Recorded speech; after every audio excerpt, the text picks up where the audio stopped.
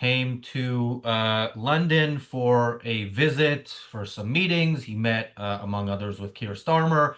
He did a few events. He did an event in Chatham House. He did at least one interview that we saw on GB News, and he basically did, we've criticized the very idea of Hasbara on this channel many times. He really showed it in its worst possible form wherever he went.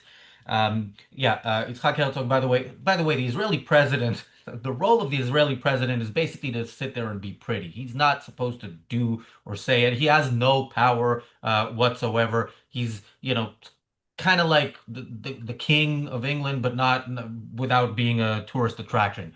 So, uh, yeah, even sending him is a bit weird. And the thing is, this guy was a left-wing politician, and so it's not a surprise to hear him being super apologetic about Israel existing and everything Israel does to continue to exist in the face of those who want to wipe it off the map. But actually hearing it makes it worse. I don't know how much of it we'll hear because I actually want to show one situation he was in the introduction he had in Chatham House. We'll get to that in a minute. Welcome to the Daily Objective. I'm Razi Ginsburg. I'm joined by Dr. Michael Kaufman. Michael, your initial thoughts about Herzog's visit before we go to him sitting there uncomfortably listening to his introduction in Chatham House. Yeah, well, a few disclaimers first.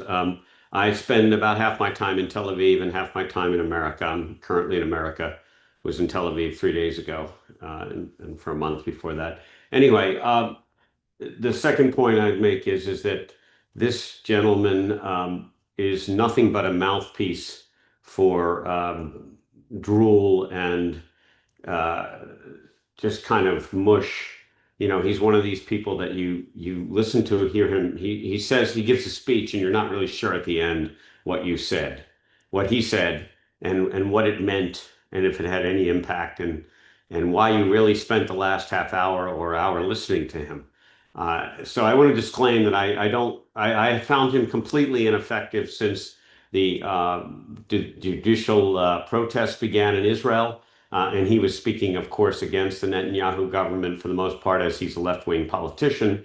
He, at the time, certainly a lot of his views and my views and many of the, I would say, Tel Avivian views were aligned in the sense that, people should be, able-bodied people should be paying their way into the society and not being leeches, meaning the Orthodox don't get to just get money for studying the Torah, the Haredim, and I certainly agreed with him on that. And the Haredim shouldn't be allowed to let their kids skip IDF service.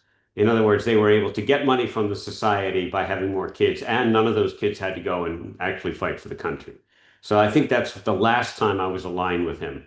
Since the war broke out, his entire demeanor and his entire approach has been one of, at best, you could call it a proportionate response. Once we, Israel, killed, say, 1,200 people plus another, call it 200 people plus another 500 soldiers worth, call it 2,000 people, Herzog believes we're done. The way you ensure the safety of a country is that you give proportional responses. And this is with at least his stated knowledge that the cultural norms and the desires of the two different societies, that is the Palestinian/Islamic militant society versus the Israeli society, are very different. And we'll get into that about what loves life and who loves death.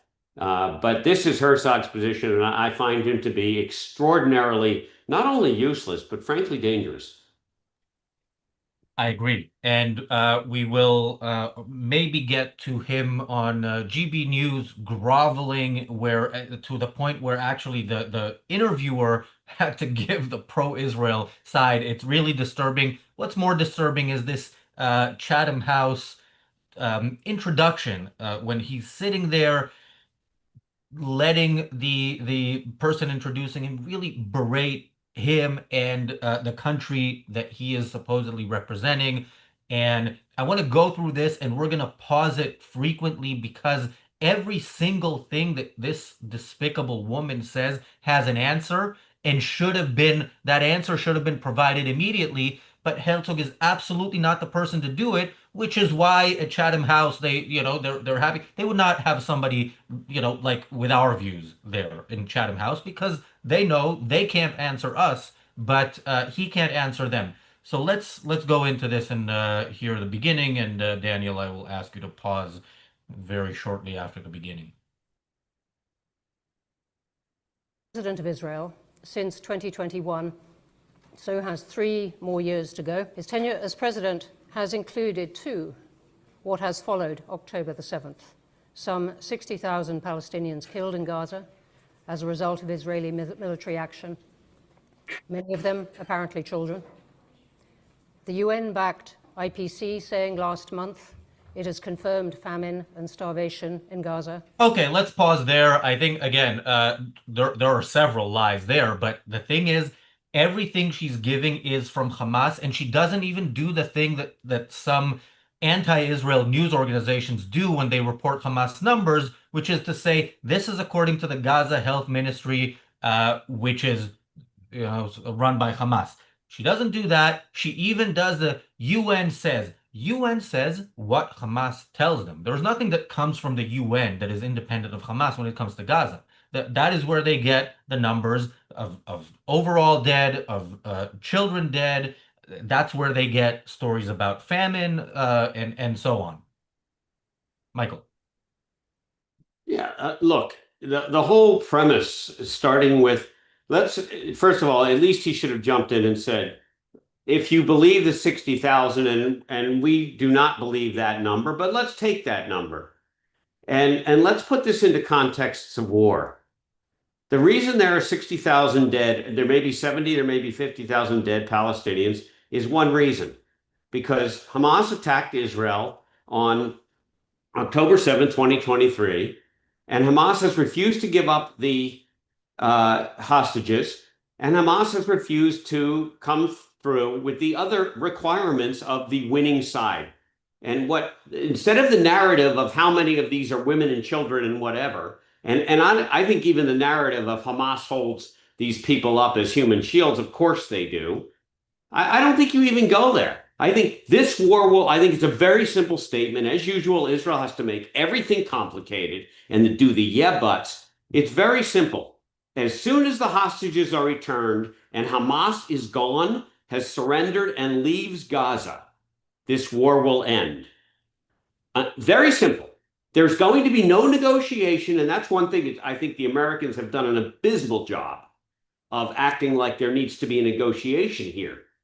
These 2 requirements, hostages back, Hamas out, are very simple. And please, people, don't argue about whether they're really in Hamas or support Hamas. We all know how to do this. We did this after Nazi Germany. We did this reasonably well with the emperor supporters in Japan. We do know how to do this reasonably well.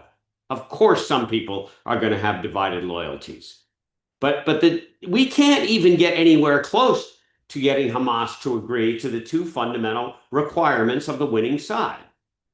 And the reason is because Hamas is smart enough, and way smarter than the UK, certainly smarter than Macron, but I know some 6-year-old children who are smarter than Macron, and Australia and New Zealand and all of the people who back Hamas, they're way smarter, and they have made this into a war of numbers. And it basically says that it doesn't matter that we attacked Israel. It doesn't matter that we're still holding hostages, and it doesn't matter that our charter today, after having the crap beat out of us for 2 years and losing 60,000 people, our charter still says we believe in the annihilation of Israel. It is incomprehensible to me that Israel, that can do so many things so well, cannot enunciate these 2 basic principles. And the simple thing is you don't stop enunciating them until either the other side understands that that's where you are, and there's no argument's going to get around that, or until they come true. Thank you, Jonathan, for the super chat. Thank you, Bonnie, for the super chat.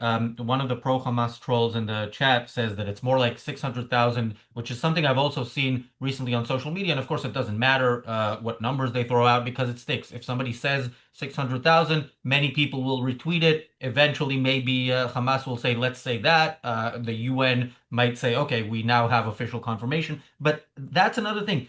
Um, First, Hamas made it a war of numbers, but it's those on the West who choose to ascribe, moral judgment to it, who basically are not understanding that it's all deaths that are caused because of the side that started the war and refuses to end it. So if you are actually gonna condemn the people who are responsible for the deaths more when there are more deaths, then that is what you'll do here. You'll say, no, actually, Hamas is not responsible for 60,000 deaths in Gaza, as is their health ministry is saying. They're responsible for 600,000 deaths. Of course, somebody pulled this number out of their ass, but it doesn't matter. What matters is it is Hamas, and that's another thing. She mentions 20,000 children. Nobody who actually is against the killing of children in war is on the Palestinian side. The Palestinians want children to die. They want Israeli children to die, and so they go kill them. They want Palestinian children to die, so they hide behind them because people like this despicable woman, repeat their propaganda on stage, and Israel's president sits there taking it. Let me ask the Hamas geniuses that are on this are trolling us. If all 2 million Gazan people had to die in order for Hamas to be eradicated from power and the hostages to be returned, dead or alive, would that be an acceptable moral position?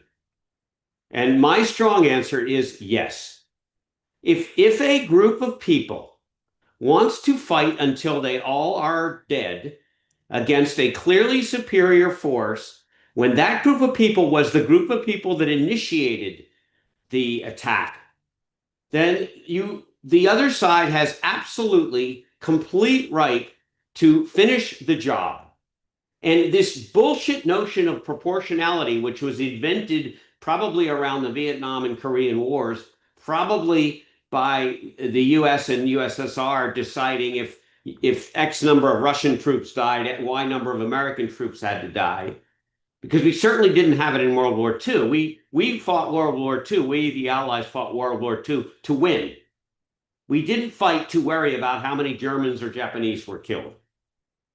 And by the way, Germany didn't fight nicely against any of us. And it is this baloney that Hamas is permitted to perpetuate this war and put Gazans at risk. And anybody who's been following this for 2 years, if you watch the trend, there is no amount of negotiation that is going to get all of the hostages back, which is one reason Trump doesn't want to do partial deals anymore, because he woke up. It took him a while. Witkoff was asleep at the wheel when he joined, but he woke up fairly quickly. Blinken, who came before him, was completely asleep at the wheel. Of course, Blinken's boss was demented at the wheel. And what we end up with is this absurd notion that if you reach a certain number of dead Palestinians, Israel should surrender, because that's what it is. And until Israel starts enunciating their position, which is, we will get the hostages back, Hamas will be eradicated, regardless of what it takes, then we're going to end up in this constant discussion. And the numbers need to stop mattering, period.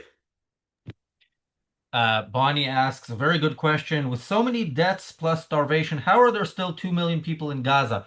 Bonnie, clearly you need a lesson in Palestinian math. I believe you could get one of those in UNRWA schools, but I heard they're not in such great situation. And Bonnie, you might check. I believe the number of Palestinians is actually increasing. I believe the population is growing.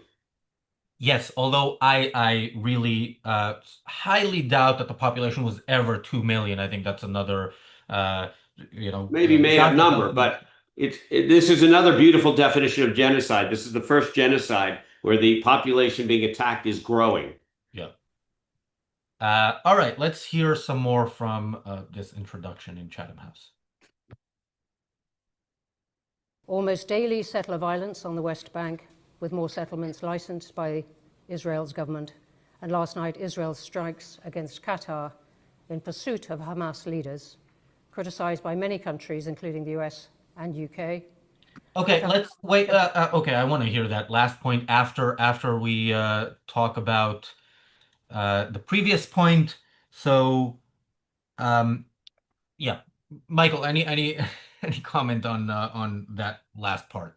Well, I love when we bring in the West Bank and, Israel attacking the West Bank and the settlements and so on and so forth.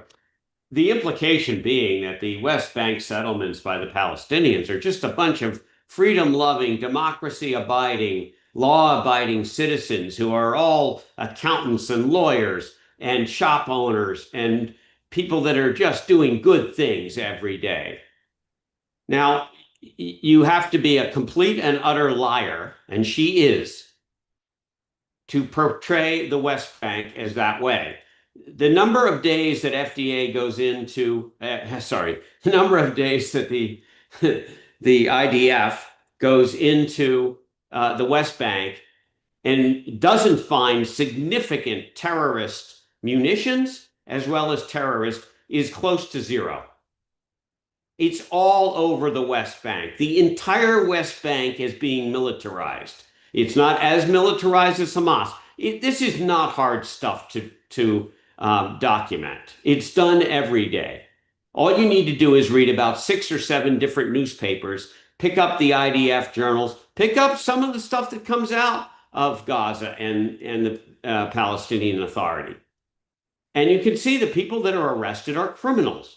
They're terrorists. They're families of terrorists. They're oftentimes just to be clear, the IDF goes in to bulldoze the homes of the terrorists or the homes of the parents of the terrorists, who, by the way, have been given money to become martyrs by the Palestinian Authority. So let's stop talking about the West Bank as if it were some bastion of civilization and peace-loving people. These people want to murder Jews. Full stop. That's what they do. They come by a different name. They're Palestinian Authority rather than Hamas. They're mixed in with the Muslim Brotherhood and a whole bunch of other crazy groups, none of which matters. They're Islamic militants who despise Israelis. And this puppet, this woman puppet idiot, who is using it like it's a nice suburb of a quiet little town in Georgia, which is really safe, is really offensive and disgusting. Yeah, what else isn't hard to document is settler violence, so-called. We've talked about Israel's treasonous organization B'Tselem, which had a whole campaign openly saying we're gonna give cameras to Palestinians in the West Bank to document settler violence. And whenever you see those videos of settler violence, they always start mid-incident.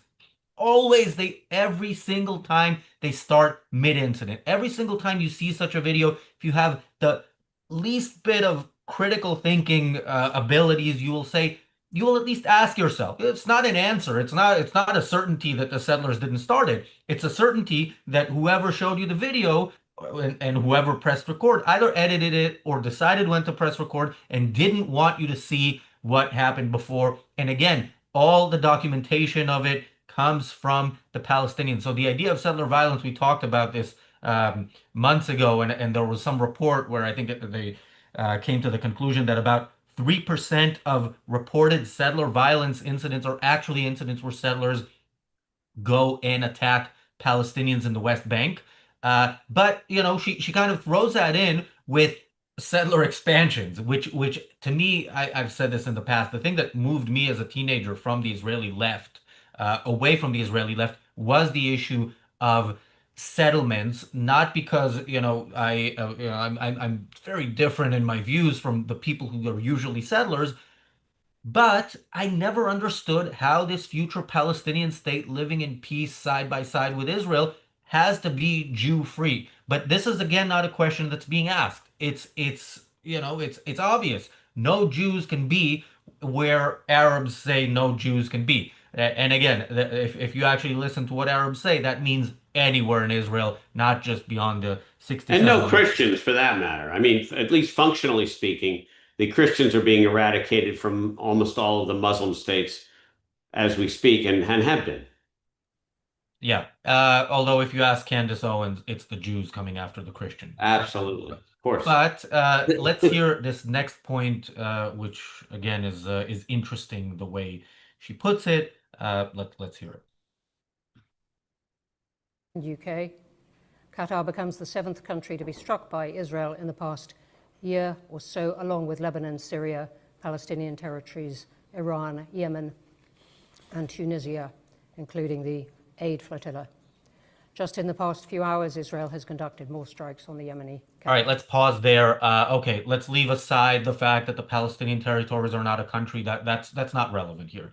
The Tunisia thing, something else we did an episode on a few days ago, was those morons shooting up a flare and misfiring it and shooting it at themselves. And again, there's videos from their boats, security videos that they security cameras don't record in different times. They record the whole time. But we didn't see a video of the whole thing. We never saw any drones. What we saw is these morons misfiring a flare. So she is flat out lying there. And, he's sitting there taking it. Now, there's also the Yemen point, which is interesting. Israel had nothing to do with Yemen ever until Yemen started bombing Israel. And they're firing at Israeli civilians, and Israel is firing at where they're firing at Israeli civilians from. And this horrible human being decides to put it in that way, sitting next to Israel's president. Well, the president had no responses at all of any meaning, number one. But more importantly, I think it's really important to take a step from and look at this from a little bit higher up. And that is the following. Israel is simply surrounded by people that want to annihilate it. This is not a private discussion. This is not some secret. This is well documented, and it's it's proudly spoken by the wonderful countries or failed countries of Lebanon and Syria and Jordan and Egypt, which have semi treaties with Israel. Egypt being the best treaty with Israel because they only let all the Hamas equipment and material in through their Chut tunnels into Gaza, but they're at peace with Israel. But as long as it's just Hamas trying to murder Israelis, that's okay. Just to give you an example of some nice people, and orchestrated largely by Iran, with a lot of funding coming from Qatar, who likes to pretend to be this very neutral Switzerland-like group in the Middle East. They happen to be funding most of the anti-Semitism in the U.S. and the West, and endowing chairs about Jewish hatred and anti-Western philosophy. And our diplomats keep dancing along, especially in Europe, pretending that Qatar is some legitimate organization. By the way, it's a tribe, it's a family, and it has a lot of workers there, but basically it's a tribe. And it gets along really well because if you mess with the tribe, you die and nobody hears from you anymore. And so it runs beautifully because that's what happens with when you have a capo di capo, mafia-like situation. Now, if you had 7 people pointing a gun at you, what this lady is saying, you're really only allowed to attack 3 or 4 of them. Because after that, it starts to sound like you're the bad guy. That's what she's implying. They attacked 7 people or whatever the number she gave. Can you imagine? As if all of those people were good people holding out cakes and bread baskets and fruit and so on. No, everybody with a gun to your head, you should annihilate them, period. You don't wait for them to take out half of your brain before you do it. The other thing that is remarkable is she acts like if a person, for example, has an infection, I've used this before on the show, and we've tried 8 different antibiotics and it's failed. What do you guys do with your loved ones? Would she say to her loved ones, well, we tried 8 antibiotics. I know she's from the UK, so probably the Ministry of Health there wouldn't care because she'd run out of money. But in normal places, you would try a ninth antibiotic. And if that didn't work, you would try a 10th one. And if that didn't work, you'd go to surgery or something. My point is, it's not about how long you've been doing something. And it's not about how many dead Palestinians there are. That's not the issue here. The issue here is that Hamas needs to be annihilated and the hostages need to come back, in my opinion, in that order. And we do what it takes to do that. You don't leave a piece of the brain tumor in because it was a nice part of the brain tumor. There's no such thing. You take it all out. And yes, sometimes you're going to have to hurt the patient to do that. But if they want to live longer with a better quality of life, you better damn get all or nearly all of that brain tumor out, or the patient is going to die. And Israel understands, maybe finally, at least some people in Israel do, that if we don't eradicate the Iranian scourge with all these tentacles, that Israel will cease to exist. Yeah. Daniel, I don't remember if there's anything else of note in that introduction. If there is, we can play it. If not, let's 34 seconds of similar crap. Okay, let's play it. I wanted to get to the GB News interview, but let's listen to some more of her. Many of these actions have in turn brought international condemnation and huge public protests. The UK, along with France, Belgium and Canada, is likely within weeks to recognise a Palestinian state. European Commission President Ursula von der Leyen used her State of the Union speech to... All right. Yeah, okay, yeah, international condemnation, we got it. You know what else brought international condemnation? When Israel went to Argentina and took the architect of the final solution and brought him to trial in Israel because it violated the sovereignty of Argentina. When Israel took out Saddam Hussein's nuclear weapons program, which without that action, Saddam Hussein would have had nuclear bombs, and in the 80s, in the early 80s. So yeah, Israel gets international condemnation for saving the people who are condemning it time and time again. Well, the thing, I'm glad we have a minute left to comment on this because I think it is despicable, frankly.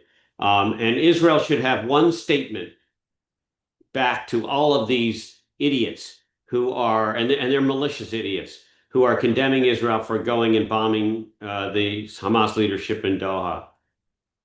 And what they should say is, so you condemn the United States killing Osama bin Laden in Pakistan.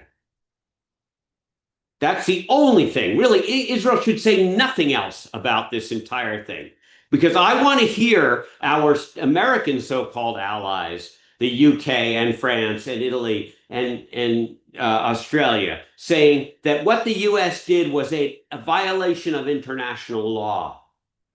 I want to hear that Osama bin Laden should have been given free rein to live the rest of his life in a bunker, and it wasn't even a bunker, in Pakistan.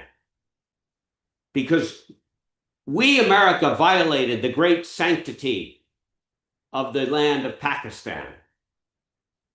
Now, why Israel cannot simply say that is absolutely beyond me. I understand why Herzog can't say that, because he's frankly not bright enough, nor does he have the guts. But I cannot understand why Netanyahu, who has sort of said it, but he hasn't said it like that. And frankly, the only answer Israel needs to give to this, until you condemn the United States for killing Osama bin Laden, we won't even mention how Israel and the United States, and frankly, even the International Court of Justice, to the extent that existed, The Hague, the Nuremberg tribunals, went into Argentina to get back some of the German, the Nazis out of Argentina, violating their space as well. This is absolutely absurd. It is despicable, and what's almost as despicable is the inability of the West to enunciate a moral clarity that terrorists have zero ability to hide. I'll give you one last example. If we had narco-terrorists who are responsible for tens of thousands of deaths in America by bringing fentanyl and cocaine, heroin, and other drugs across the border, and they are caught in Mexico by this mantra, by this brilliant new international law, we America are not allowed to go and get them. They committed crimes in America. We're not allowed to get them. It is absurd. Well, Bull Moose, thank you, Bull Moose, for the super chat. Bull Moose points out the issue with Israel. He says Israel can't fend off public media because it's apologetic. They're essentially admitting guilt by apologizing. It's offering a soft underbelly. Yeah, and we've said that. I remind people often, this is the episode I've mentioned the most, our show, The Daily Objective on October 9th, 2023 was titled Why Israel Can't Win, and this was why. It's Israel accept the same framework that the people who don't want it to exist accept and use in order to justify their support for Hamas. The fact that Israel decided to participate in the sham kangaroo court in The Hague and discuss whether or not it is committing genocide in its attempt to prevent a genocide. That is Israel, even under the government. Again, Herzog is so bad that he actually makes Netanyahu look kind of okay. But Netanyahu is not okay because Netanyahu is also participating in this. So yeah, listen, Hezbollah people, Netanyahu himself, you guys should watch this channel and rethink your PR campaign. If you actually think you are in the wrong, just turn off the light and leave. Go back to Europe, as they say, even though most Israelis are from Arab countries. I mean, seriously, Israel needs to stop accepting the framework of its enemies, or it will end up where its enemies want it. Michael, parting thoughts, and where can people find you? Yeah, I couldn't have said it better than you did, Razi. Israel should, and really a normal company, a large corporation, the size of Apple or Amazon or Intel, aligns on a few talking points and continues with those talking points until there's a decision to realign or change their talking points. And Israel is unable to align on really the most basic public relations, simple talking points. And the reason this moral clarity is so difficult for Israel is because they just can't even find the language. Now, maybe this works in the Middle East, but certainly the way it's portrayed in English is often, as you suggest, Razi, more harm than good. And this isn't hard. You can hire a very good public relations firm, and you should hire one that absolutely agrees with your moral position, which is the right moral position by any objectivist or even libertarian or even any democratic point of view. I don't mean Democrats in America, Democrats. I mean democracy point of view. And that's what they need to do. Michael Kaufman, 2Fs, in Kaufman on LinkedIn.